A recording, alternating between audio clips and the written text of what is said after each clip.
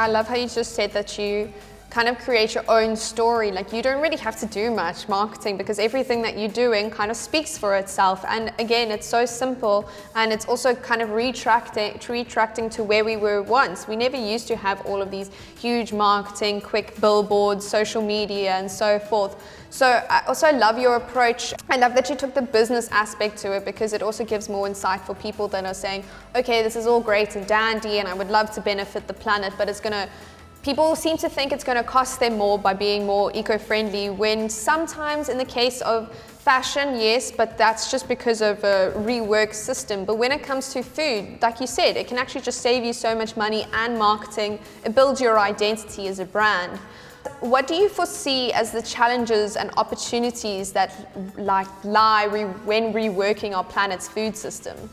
Well, I really see the opportunity of the alternate protein right now, because I see so much invested money into all these companies doing all the lookalikes and replacing meats. So that, I guess, is a big opportunity for a lot of businessmen. I think if I think locally in Hong Kong, I think that there's a certain amount of what we can do alone as a business and also as a group of businesses. But we really need the support from governments, and we need people to be supporting governments that do also take environmental consideration into the real equation of leading business ventures and so on, because there's only so much we can do without that support, because it's so I think that's one of the major challenges, is we need government support.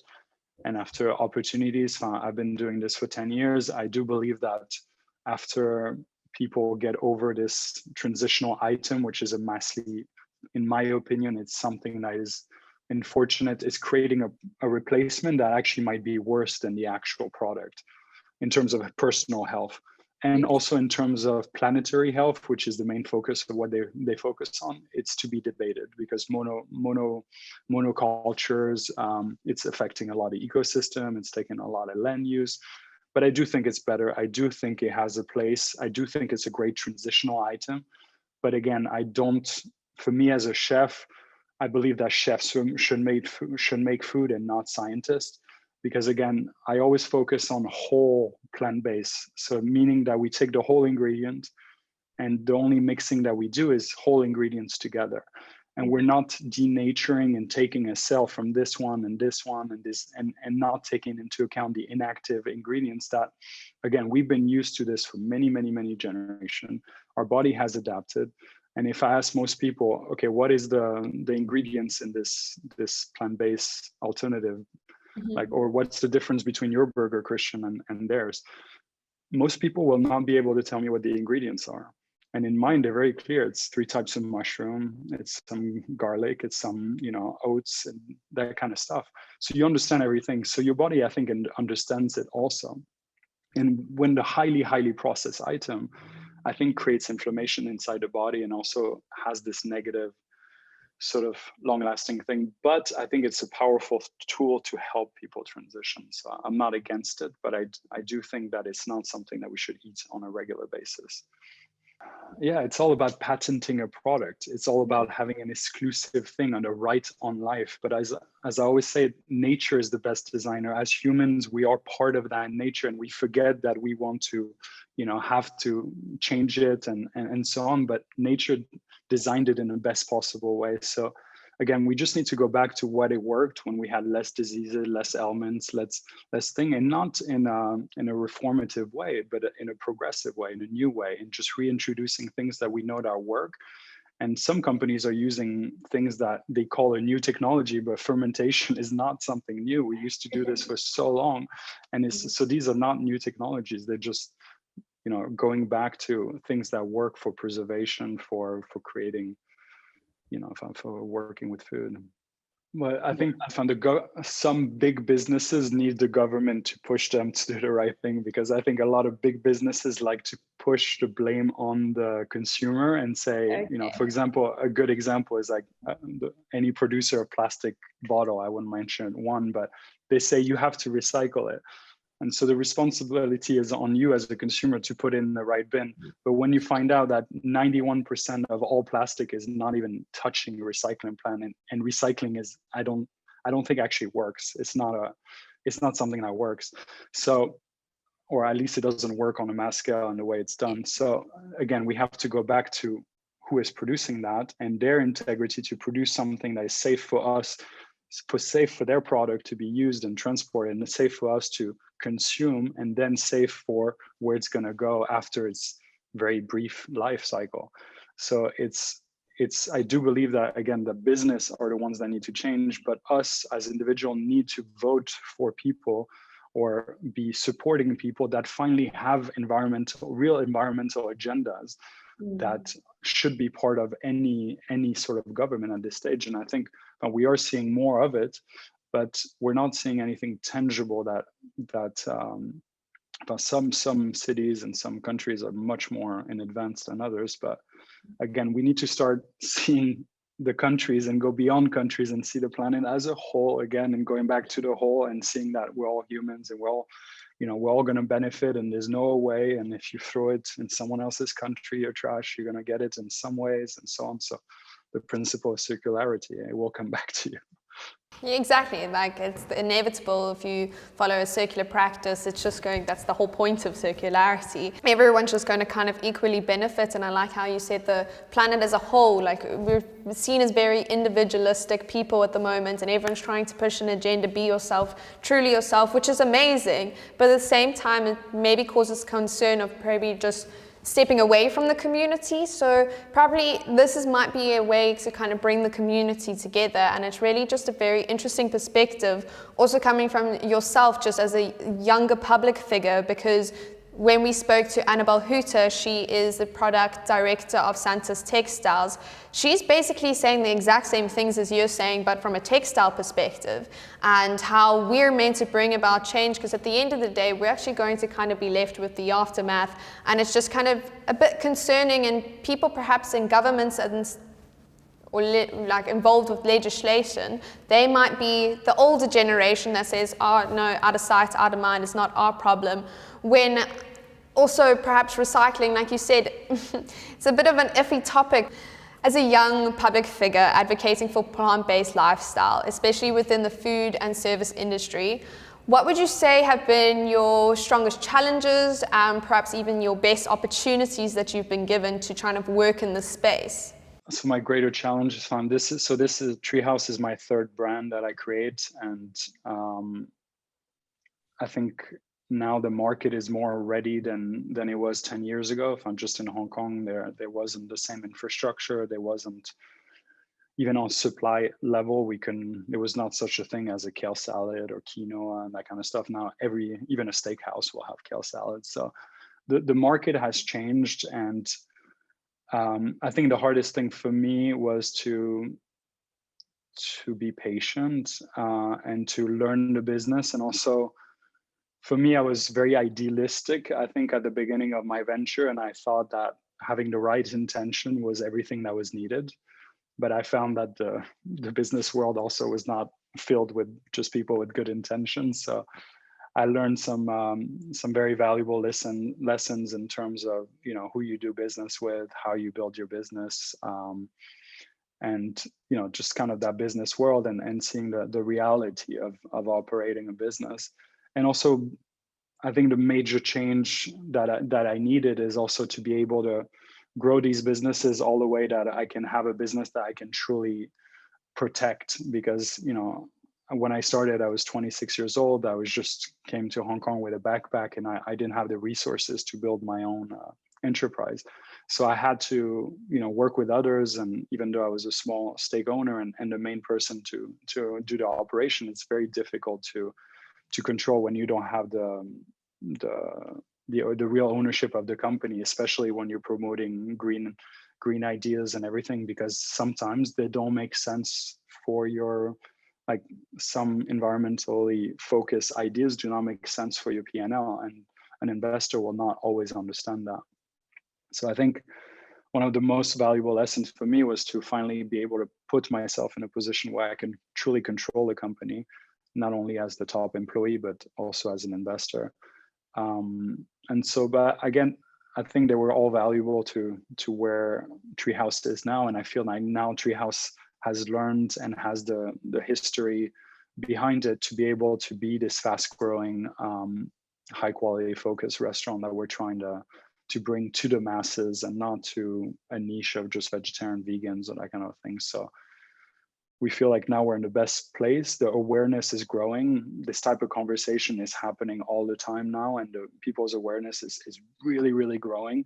So I rarely meet people that don't understand that there is a climate issue, or there is some issues, or they can realize that they go outside and the pollution is affecting them, or all that thing. So I think people's awareness is really, really increasing now with COVID even more. So I think we're in the right path. We're at the tipping point of being able to hopefully have more support. Because again, it's one thing to have these wonderful ideas and people get excited about them and you do them. But at the end of the day, we need support, and support means money so we can grow and so on. And I think it's important that people realize the power they have by who they're giving their money to. So what businesses that they're deciding to support, that really impacts. It's very well said, and I mean, if only every businessman or woman had the intention of only good, then what kind of world would this be? I mean, how do you think we can educate the younger generations about circularity, as they all constantly know about sustainability, but we kind of need to go further than that? So how would you educate them, especially within the food industry, excuse me? Do you think we're actually currently educating them enough? One is food education, I think, is lacking in general. That's one thing. Overall, I think people don't have a deep awareness of food, of ingredients, of what is available, their cultural food background, what is healthy, what is not. And when you go to a doctor, for example, and when my mom was being treated from cancer, and these guys are big shot doctors, and I asked them, how much nutrition did you study? And on average, of all the doctors, because that's my first question, is about 3 to 7 hours of nutrition.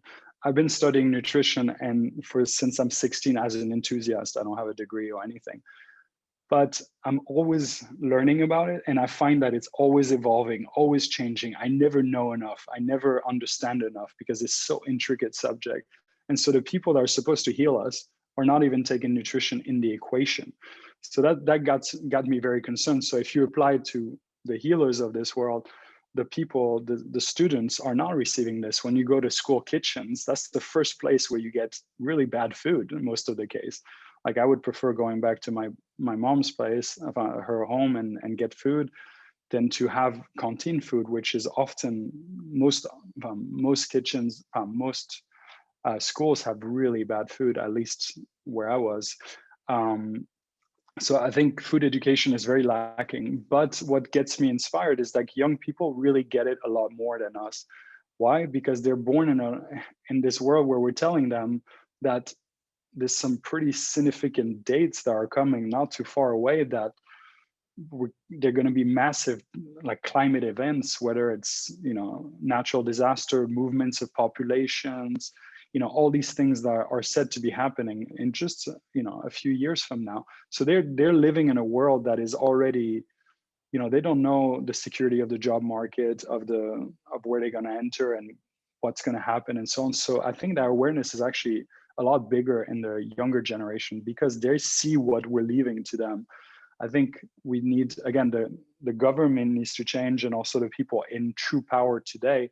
I do believe that the people that are coming and will be in power in the next 20 years will hopefully take into account these environmental values and start realizing that if they love their families and kids, at least for them, they need to do acts, because at some point there won't be a place to protect ourselves from others. We need to live with others in community with others.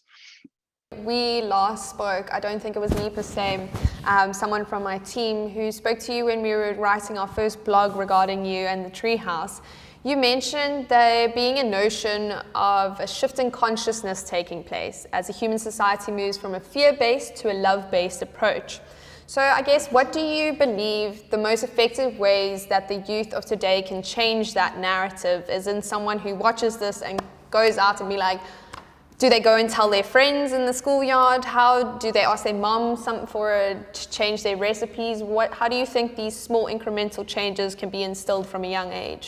As soon as you start building a relationship with yourself, and for me, food was an entry point, you start building a relationship with yourself, and you start relying on yourself for your own decision making. So to find out that what is outside is not necessarily the solution, because usually it's not. It's all comes from within.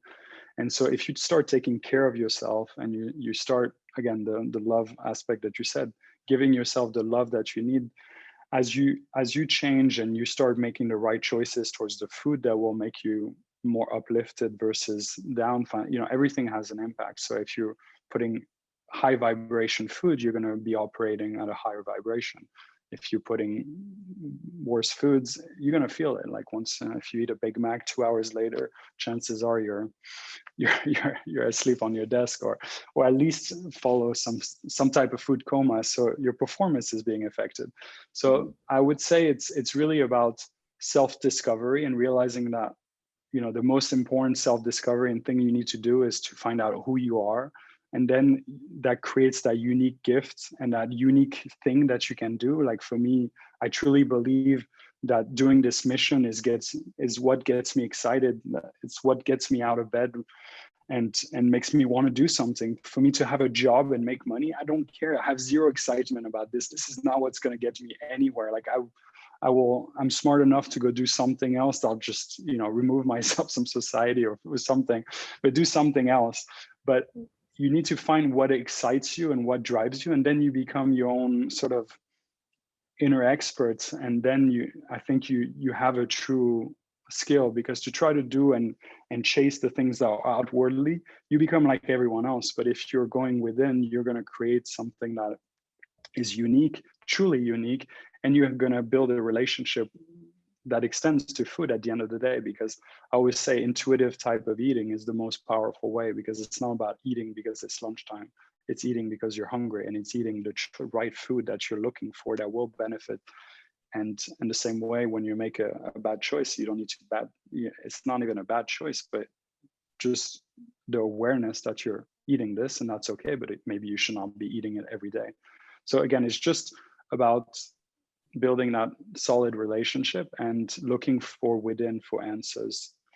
Tapping into your intuition and going back to, again, like you said, knowing who you are and understanding what uniqueness you can bring, and going within to go without is just really kind of a beautiful way to take it. And I don't think that many children perhaps are being raised in that sense. And if they aren't, it's very unfortunate, because how are they meant to find this? So hopefully, webinars like this can kind of engage with them and say, listen, it's okay not to go with what everyone else is doing. Tap in within, because there's so much potential with knowing yourself. And I truly, truly believe that. And it's so beautiful that you said that as well, because Annabelle also touched on it.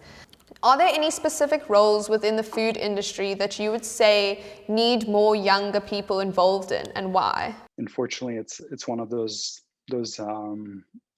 jobs where you really not necessarily get the highest talents, because obviously a restaurant is a very difficult business to operate in, and you don't have the luxury of being able to pay people extremely well because just the infrastructure. So you get a lot of students, or you get a lot of people that really need the job to survive. So I think there's already quite a bit of young people in the industry, but I think we need young people that actually want to be part of the industry as leaders and as people that want to be in this type of business, which is kind of a very romantic idea to have a restaurant, but it's a real difficult thing to manage with many different moving parts and different stakeholders. So I think the main thing I think not just F&B, but it just, again, should support businesses that are exclusively focusing or have an environmental aspect, and then themselves go work for companies that have high ideal beyond just a profit line. And so they have this tremendous power to really change how, the current people in power they'll be replaced by them. So they have the power to dictate what is the future by being very, very clear and determined into making sure that people are accountable, businesses are accountable, and especially governments are accountable to the better livelihood of all.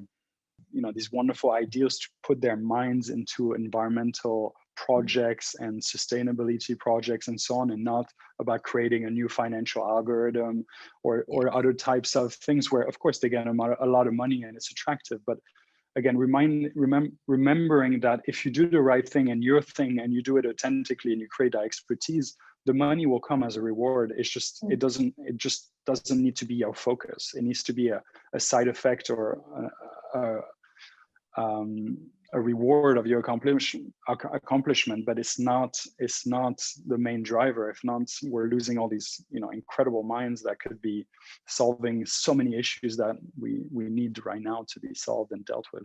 Oh, Christian, thank you so much for your time. I know it's been a while coming, and I'm just really grateful. Your insights and just having a whole different perspective that's not just fashion and textiles, and going into food and how it's just all linking actually.